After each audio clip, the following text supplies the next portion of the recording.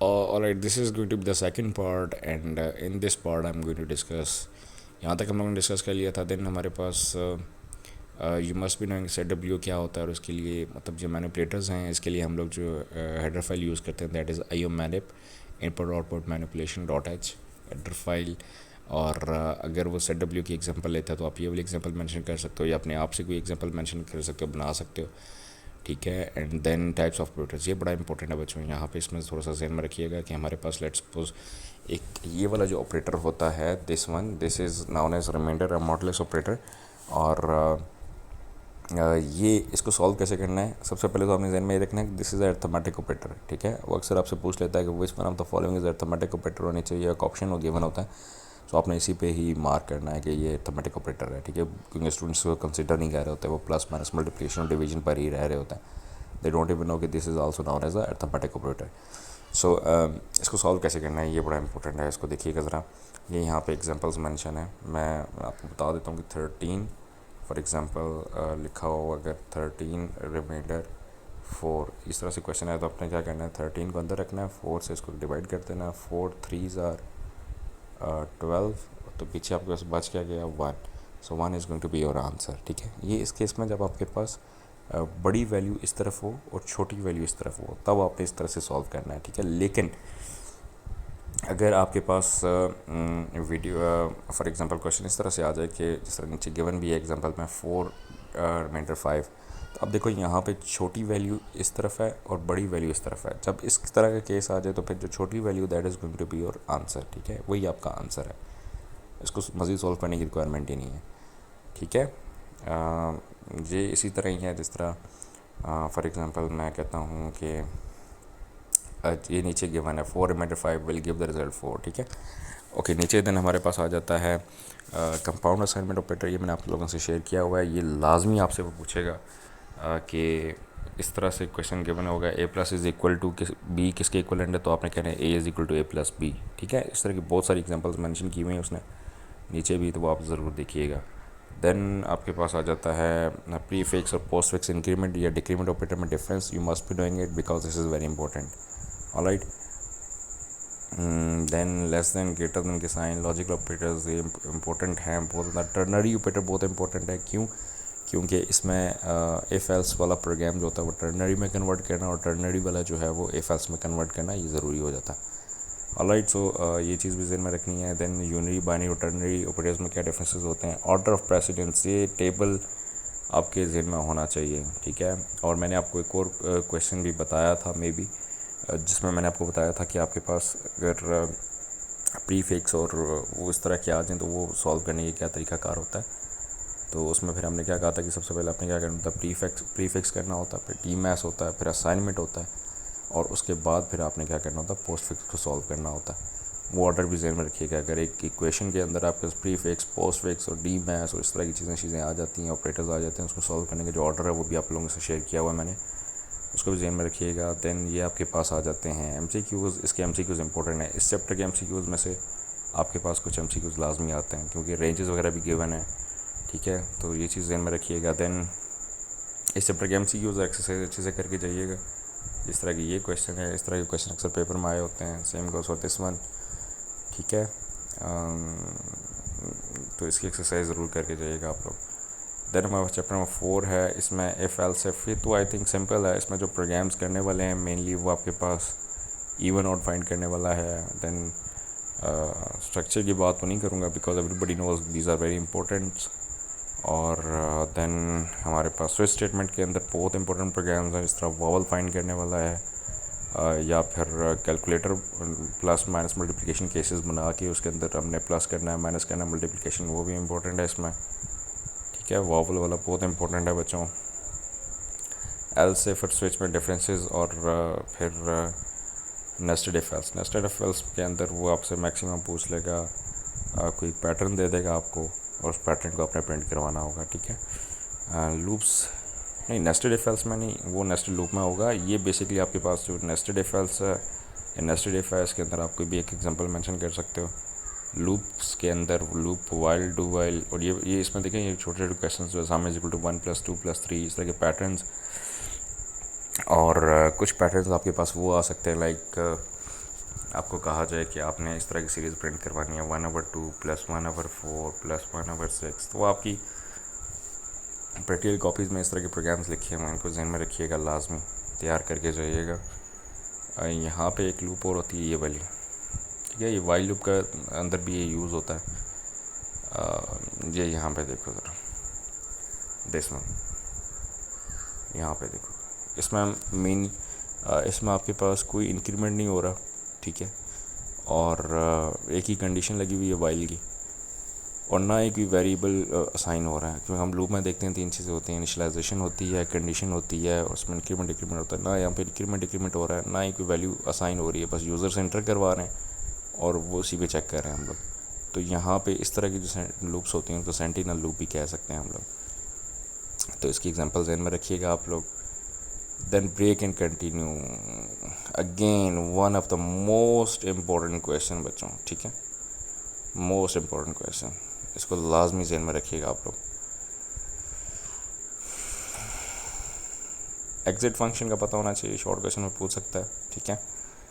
And patterns हैं, then हमारे पास यहाँ पे इसकी एक्सरसाइज है, ये 3 पैटर्न तो लाजमी करके जाओ ना, ये वाले तो, ठीक है, क्योंकि इसमें से पूछ सकता है वो। अगर सिंपल वाले पैटर्न पूछेगा तो वो यही पूछ सकता है आपसे, ठीक है। क्वाड्रेटिक इक्वेशन वाला क्वेश्चन करके जाओ। देन इसकी लैब एक्टिविटी ज़रूर देख लीजिएगा, हाउस रेंट वाला प्रोग्राम अक्सर आ जाता है। अच्छा, इसमें हमारे पास जो इंपॉर्टेंट चीज़ें हैं, एरे का structure, you must be knowing कि एरे का स्ट्रक्चर क्या होता है, 1D 2D एरे क्या होता है, और इसमें मैक्सिमम और मिनिमम नंबर फाइंड करना बहुत इंपॉर्टेंट है बच्चों। देन हमारे पास वो आ सकता है size of function, yes this is important. 2 dimensional array के अंदर भी वही मिनिमम और मैक्सिमम वाला जो प्रोग्राम है वो करके जाइएगा ज़रूर। एंड इस चैप्टर की स्ट्रिंग फंक्शंस बहुत इंपॉर्टेंट हैं, किस तरह से उसको इनिशियलाइज़ करना है, नल कैरेक्टर कौन सा होता है और उसका क्या यूज़ होता है, और यहाँ पे cin एंड cin.get, ये बहुत इंपॉर्टेंट क्वेश्चन है बच्चों, इसको ज़हन में लाजमी रखिएगा, लॉन्ग क्वेश्चन में आ सकता है। और फिर ये छोटे छोटे फंक्शन जो हैं, string copy, string cat, string length और स्ट्रिंग कंपैरिजन, आस्की वैल्यू को ज़हन में रखते हुए आपने इसको लेके चलना है। देन हमारे पास नेक्स्ट जो है, इस चैप्टर के जो MCQs हैं वो देखे जाइएगा, क्योंकि इस तरह का एक MCQ ज़रूर आना है आपके पास। ये जो एक MCQ है इसमें कि किस वेरिएबल को पॉइंट आउट कर रहा है, ठीक है। और इस चैप्टर की लैब एक्टिविटीज़ सिर्फ प्रैक्टिस के लिए, लाजमी नहीं कि यही लैब एक्टिविटीज़ आपके सामने आएंगी, लेकिन प्रैक्टिस के लिए मस्ट बी नोइंग कि ये किस तरह से काम करेंगी हमारे पास, ठीक है। फंक्शंस बहुत इंपॉर्टेंट चैप्टर है बच्चों, इसमें से लॉन्ग क्वेश्चन आपके पास आने ही आने हैं। और इसमें अगर मैं देखूं तो function signature as a short question है, एडवांटेजेस ऑफ यूजिंग फंक्शन, ये आपके पास एक अच्छा थ्योरेटिकल क्वेश्चन बन सकता है। फंक्शन कंपोनेंट्स 3 ही होते हैं, बताने हैं बेटा आप लोगों ने, किसी भी एक एग्जांपल के साथ मेंशन कर सकते हो। लोकल ग्लोबल स्टैटिक वेरिएबल में डिफरेंस पूछ सकता है वो आपसे, एक्चुअल पैरामीटर्स कौन से होते हैं और वो दूसरे जो फॉर्मल पैरामीटर्स होते हैं वो कौन से होते हैं। Local global function, in line function, yes this is default argument is important, passing arguments, parameter है, वेरिएबल है, और फिर रेफरेंस है। एंड देन डिफ़ॉल्ट आर्ग्यूमेंट्स लाजमी करके चाहिएगा। और यहाँ पे फंक्शन ओवरलोडिंग, फंक्शन ओवरलोडिंग बेटा, advantages of function overloading theoretically पूछ सकता है आपसे, और वैसे एग्जांपल पूछ सकता है फंक्शन ओवरलोडिंग की। तो इसमें 3 ही हमारे पास केसेस होते हैं, नंबर ऑफ़ आर्ग्यूमेंट्स चेंज करके या data types of arguments change करके, ठीक है। हम ये 2 हमारे पास ऑप्शन हैं, इनकी वजह से हम फंक्शन ओवरलोडिंग अचीव कर सकते हैं। रिटर्न टाइप की वजह से हम फंक्शन ओवरलोडिंग अचीव नहीं कर सकते, ये उसने खुद भी मेंशन कर दिया यहाँ पे एंड पे। देन 7 चैप्टर बहुत सिंपल है, इसमें 2 ही चीज़ें ज़हन में बिठा लो, एक मेमोरी एड्रेसेस में रेफरेंस ऑपरेटर और डी रेफरेंस ऑपरेटर, और वाइड और नल पॉइंटर जो है इसमें वाइड जो होता है वो दोनों को पॉइंट आउट कर सकता है, इंट को भी और फ्लोट को भी, ये यहाँ पे मेंशन है बच्चों, ये यहाँ पे, ठीक है। देन फिर हमारे पास आ जाता है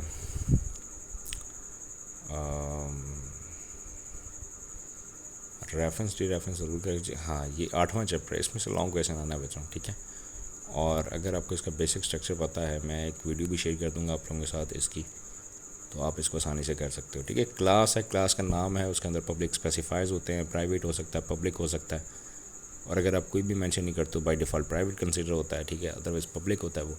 उसके अंदर आप वेरिएबल्स बना सकते हो, फंक्शंस बना सकते हो। फिर आप जब क्लास ख़त्म करते हो तो क्लास ख़त्म करने के बाद मेन फंक्शन के अंदर उस क्लास का एक ऑब्जेक्ट बनाते हो। ऑब्जेक्ट बनाने के बाद उस ऑब्जेक्ट के ज़रिए से आप उसको कॉल करते हो। बस यही इसका मेन है। अब क्वेश्चन के मुताबिक जो भी आपके पास आए उसके मुताबिक आप उसको लेके चल सकते हो। दैन यहाँ पे ये देखो डाटा इनकैप्सुलेशन, यहाँ पे डाटा हाइडिंग, ये टेबल भी लाजमी बनाइएगा। अगर आपसे पूछ लेता है वो डाटा इनकैप्सुलेशन क्या है तो टेबल ज़रूर बनाइएगा ये वाला, ठीक है। कंस्ट्रक्टर और डिस्ट्रक्टर क्या होता है, ठीक है, दोनों में डिफरेंस। कंस्ट्रक्टर का नाम वही मतलब रूल्स हैं यहाँ पे मैं बता देता हूँ, ये रूल्स लिखे हुए हैं, ठीक है, ये वाले कंस्ट्रक्टर के लिए लिखे हुए हैं और सेम गोज़ पर डिस्ट्रक्टर के लिए आगे मेंशन है। तो इनको देख के जाइए। Example, you must be knowing the example of constructor. अच्छा, अब कंस्ट्रक्टर की टाइप्स होती हैं, user defined constructor, explicit type constructor है, कंस्ट्रक्टर ओवरलोडिंग होती है, इसकी एग्जांपल भी इस तरह। फंक्शन ओवरलोडिंग इंपॉर्टेंट है, same goes for constructor overloading important है। देन डिस्ट्रक्टर है, डिस्ट्रक्टर में ये वाले पॉइंट्स कि क्या निशानियाँ होती हैं इनकी, ठीक है। Then inheritance and polymorphism, inheritance की कोई भी एक एग्जांपल, वो आपसे खुद सिनेरियो भी दे सकता है कि ये इस तरह करते जाओ और इनहेरिटेंस अचीव करके दो। और पॉलीमॉर्फिज्म मतलब अगर एक ही ऑब्जेक्ट एक से ज़्यादा स्टेट्स में पाया जाता है तो उसको हम पॉलीमॉर्फिज्म कह सकते हैं। देन डेली लाइफ उसकी एग्जांपल की बात करें तो हम ये देखें यहाँ पे ये फंक्शन ओवरलोडिंग है, एक ही मतलब ये तो हम छठे चैप्टर में डिस्कस कर चुके हैं। और यहाँ पे पॉलीमॉर्फिज्म का कॉन्सेप्ट क्या है कि अगर एक प्लस साइन है ये वाला तो वो इंटीजर वैल्यूज़ को भी ऐड कर रहा है, वो फ्लोटिंग पॉइंट वैल्यूज़ को भी ऐड कर रहा है, वो दो स्ट्रिंग्स को आपस में कनकैटिनेट भी कर रहा है। इसका मतलब है एक ही ऑपरेटर लेकिन डिफरेंट तरह से बिहेव कर रहा है। So yes, this is important. Alright, ये डेफिनेशन नीचे लिखी हुई हैं, यहाँ पे देख सकते हो आप। ओके, देन ये देखें ना ज़रा कि जो डिस्ट्रक्टर होता है वो कौन से सिंबल के साथ होता है। टिल्ड साइन जो होता है हमारे पास वो होता है, ये option D is the right answer, ठीक है। देन हमारे पास आ जाता है फाइल हैंडलिंग। अच्छा, फाइल हैंडलिंग में क्या करना इंपॉर्टेंट है, ये वाले मोड्स बच्चों, ये वाले मोड्स आपके ज़हन में होने चाहिए, फिंगर टिप्स पे होने चाहिए, ठीक है। और उसके बाद ये वाले जो मोड्स हैं एग्जैक्टली दिस वन, ये दोनों टेबल आप ज़हन में बिठा लो, ये वाले लाजमी। और इसके अलावा ओपन कैसे करना है फाइल को और क्लोज़ कैसे करना है, फाइल के ऊपर रीड कैसे करना है और राइट कैसे करना है, बस ये दो कंसेप्ट लेके चले जाओ। और यहाँ पे ये ज़रा देख लो, एंड ऑफ फाइल और B of file, this is important. हालांकि बहुत सिंपल चीज़ है, ये रूल्स इनमें बिठा लीजिएगा। एंड ऑफ फाइल और B of file, beginning of file, ये दोनों चीज़ें इनमें बिठा लो। ये बहुत इंपॉर्टेंट है चैप्टर में से, ठीक है। बाकी इसमें से ये क्वेश्चंस हैं, गेट लाइन, राइट, ये कर लोगे तो बेटर है। लेकिन ये है कि चांसेस कम है इसके, but still it's important to do. So hopefully these videos are going to be very helpful for you guys. So best of luck for your paper, and if you still feel anything that is not very much clear to you guys, then you can comment below the videos so that I can answer all the questions. Thank you so much. Take good care of yourself, and Allah Nigeban.